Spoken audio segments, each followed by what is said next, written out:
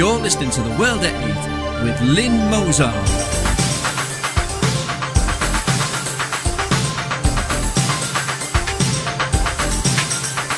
The World at 8, the number one in nationalist news. Highlights of the news today, Monday 21st of July 2014. Muslim leaders warned over terrorist label for UK fighters in Syria. Trojan Horse, leaked report reveals aggressive Islamist agenda in Birmingham schools. Christians lie and wives must have sex or go to hell, Trojan Horse pupils told. Belgium, pro-Palestinian march ends in violence. Belgium, no Palestinian flags on Brussels buses or trams. Outrage as France becomes first country in world to ban pro-Palestine demos. Donkey suicide bombs stopped by Israeli troops in Gaza. Philadelphia, Pennsylvania mosque leaders try to cut off a man's hand. Christians flee Iraq's Mosul after Islamists tell them convert, pay or die. Thought for the day, Muslims or terrorists, which wolf? And two for one day, Monday.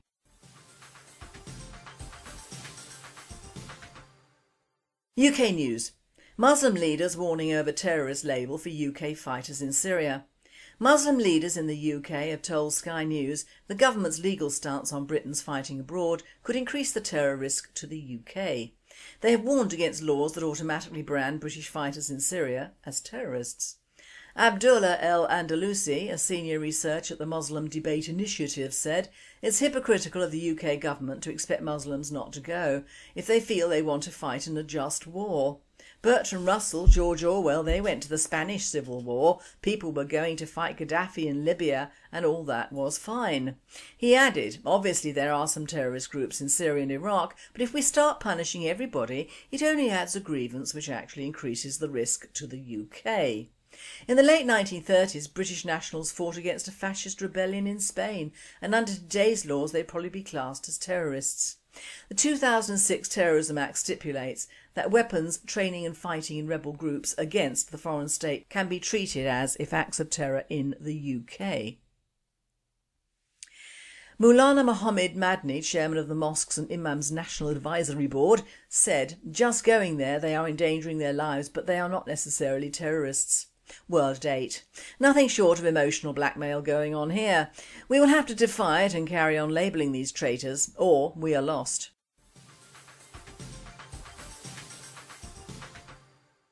Trojan Horse, leaked report reveals aggressive Islamist agenda in Birmingham schools.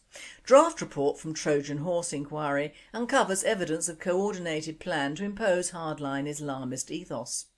A report into the Trojan Horse scandal in Birmingham schools has uncovered evidence of coordinated, deliberate and sustained action to introduce an intolerant and aggressive Islamist ethos into some schools in the city. The conclusion is contained in a leaked draft of a report commissioned by the former Education Secretary Michael Gove and written by Peter Clark, the former head of the Metropolitan Police's Counter-Terrorism Command.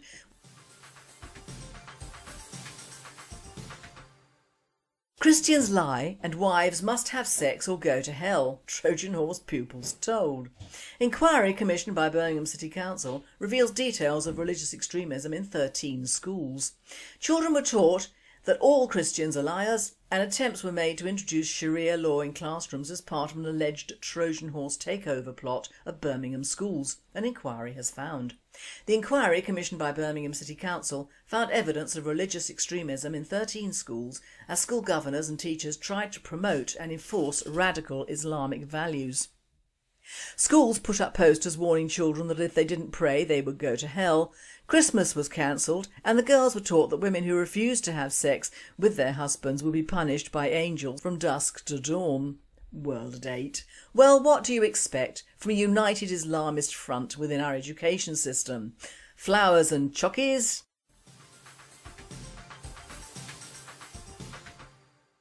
European news. Belgium. Pro-Palestinian march ends in violence. 5,000 people marched through Brussels on Saturday afternoon in protest at the Israeli military operation in Gaza. Although the march was initially peaceful, it ended in violence when a group of around 100 youths split away from the main group of protesters and started causing trouble in Brussels city centre. Despite no authorisation having been given for the demonstration, around 5,000 people gathered in the centre of Brussels to protest about what they alleged to be war crimes committed by Israel. The march was also intended to be a mark of solidarity with the people of Gaza. Towards the end of the demonstration, things started to get out of hand. An Israeli flag and an American flag were burnt, and a small minority of the demonstrators chanted anti-Semitic slogans such as "Death to Jews." Youths also walked over parked cars and a number of car windows were smashed. The organisers of the march tried in vain to contain the situation. Belgium: no Palestinian flags on Brussels buses or trams. The Brussels local transport company, the MIVB, is clamping down on drivers displaying Palestinian flags and showing their support for the people of Gaza. The company has sent staff an urgent reminder that such behaviour conflicts with its code of conduct. In recent days, more and more MIVB buses and trams have been flying Palestinian flags. Françoise Ladoun, the bus company's spokeswoman, says that the MIVB has distanced itself from such protests and has taken action. Everybody has a right to an opinion, but this should not be expressed when you're wearing an MIVB uniform or at the wheel of one of our vehicles. It's against our code of conduct and we've sent staff an urgent reminder.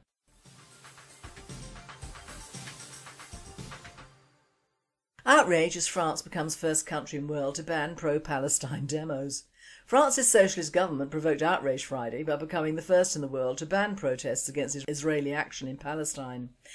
In what is viewed as an outrageous attack on democracy, Socialist Interior Minister Bernard Cazeneuve said mass demonstrations planned for the weekend should be halted. Mr Cazeneuve said there was a threat to public order, while opponents said he was criminalising popular support of the Palestinian people. He welcomed a legal procedure instigated by the Paris Police Prefecture to ban the march, despite it already being widely advertised. Anyone who turns up to an illegal demonstration now faces up to a year in prison and a €15,000 fine. If they hide their faces to avoid being identified, this sentence can only be increased to 3 years and a €45,000 fine. Even those who publish details of an illegal rally on social media face up to a year in prison and a €15,000 fine. This can be increased to 7 years and a €100,000 fine if the postings lead to violence.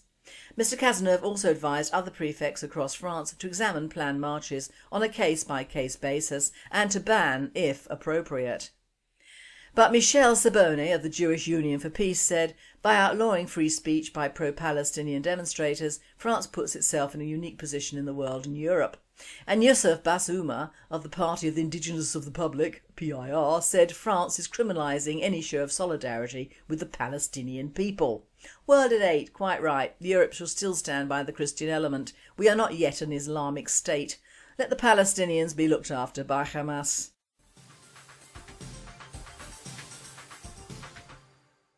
World news: donkey suicide bombs stopped by Israeli troops in Gaza.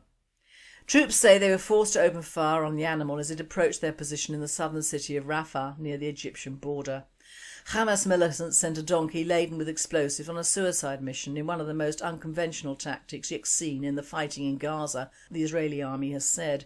Troops said they were forced to open fire on the animal, blowing it up, as it approached their position in the southern city of Rafah near the Egyptian border. World at 8. Words cannot describe what I feel about this news item. It is just typical of these people who use their own children as shields for terrorist action and publicise the results. The only thing is that this poor animal died a quick death as opposed to being beaten and starved for months.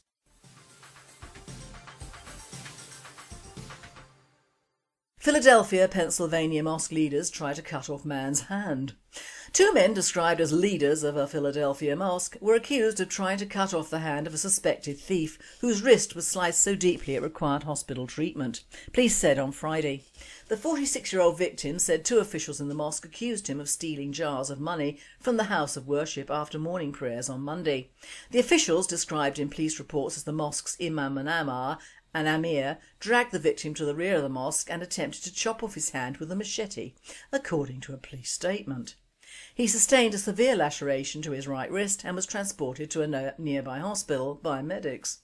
Officers served a search warrant on Thursday on the mosque, located in a house on the city's Overbrook section, where they arrested Merv Mitchell, also known as Mabul Schultz. They recovered a 2-foot-long machete from the scene. The mosque's imam, an identified 35-year-old male, has not yet been located, police said. Mitchell was charged with aggravated assault, criminal conspiracy, simple assault, reckless endangerment and related offences. World at 8, when in Rome and all that, except this was in the US. It's all happening, isn't it?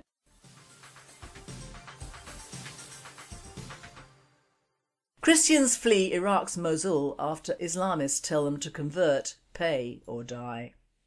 Christians were fleeing Iraq's jihadist-held city of Mosul en masse on Friday after mosques relayed an ultimatum, giving them a few hours to leave, the country's Chaldean patriarch and witnesses said. Iraq is home to one of the world's most ancient Christian communities, but their numbers have plummeted as attacks against them mounted after the US-led invasion in 2003, which unleashed a wave of sectarian violence. Christian families are on their way to Dohuk and Arbil in the neighbouring autonomous region of Kurdistan, Patriot Louis Sacco told AFP. For the first time in the history of Iraq, Mosul is now empty of Christians. World at 8. This is just the start of the epidemic of the undead, so to speak. This is the true face of Islam, not the lovely jubbly sweetie handouts in the streets of our country and the school trips on Getting to Know Islam Brigade. Mosul is just the beginning of the end.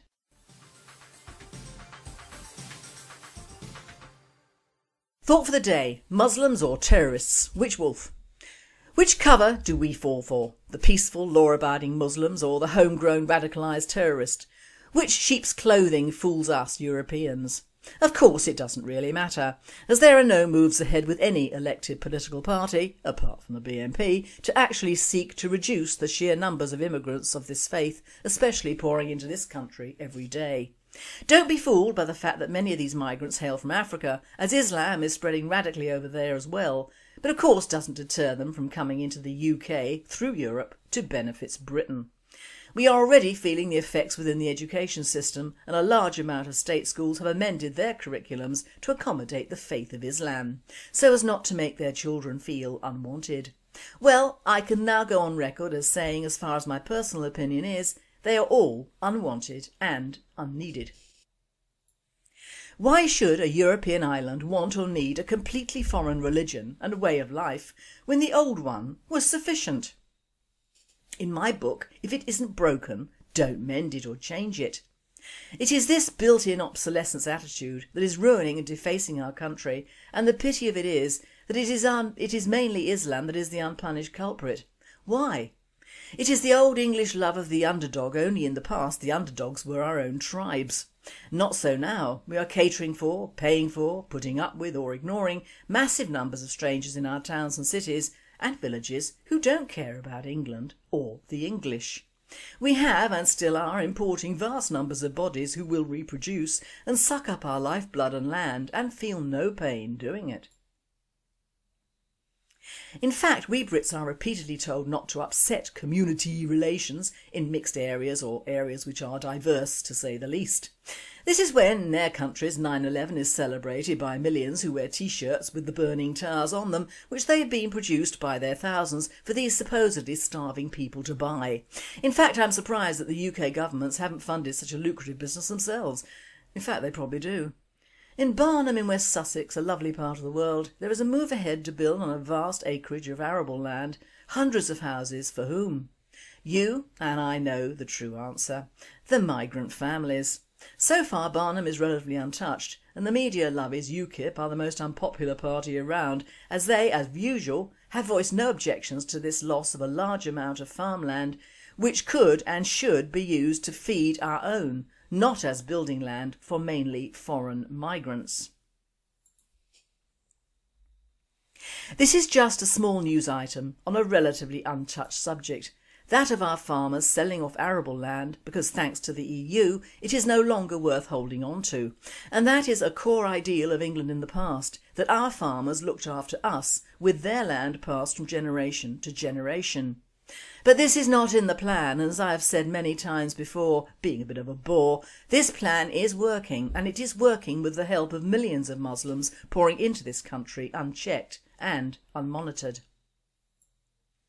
We, as a media-orientated, propagandised people, get upset by Palestinian kids caught in the crossfire or in front of the Hamas guns, We're also bringing Europe into a slanging match with Russia over the Ukrainian-Malaysian plane crash, which should never have flown over that territory anyway.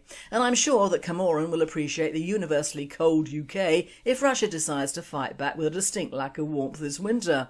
But we accept Islam in our schools and in our everyday lives as if it was a natural and free choice, when in truth it isn't and wasn't.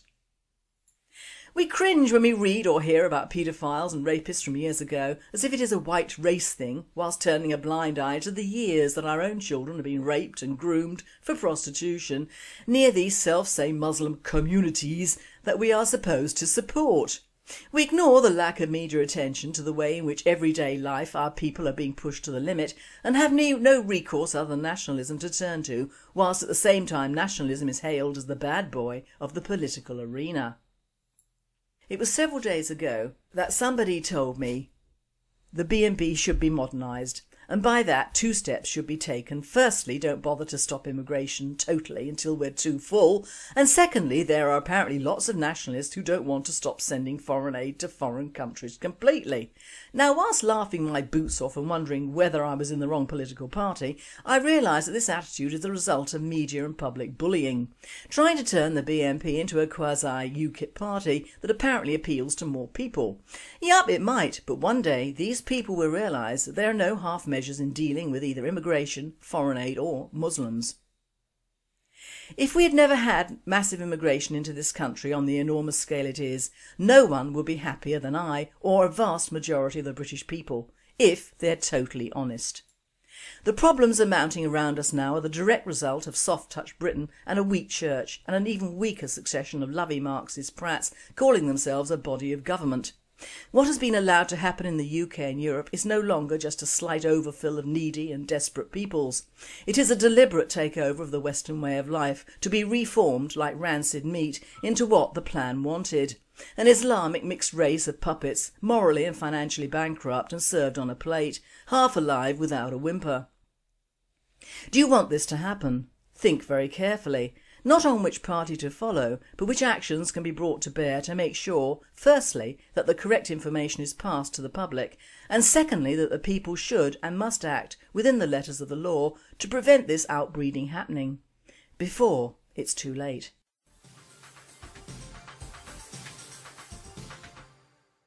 And finally, 2 for 1 Day Monday. Beware buying on eBay. If you buy stuff online, check out the seller very carefully. Be careful of what you purchase on eBay.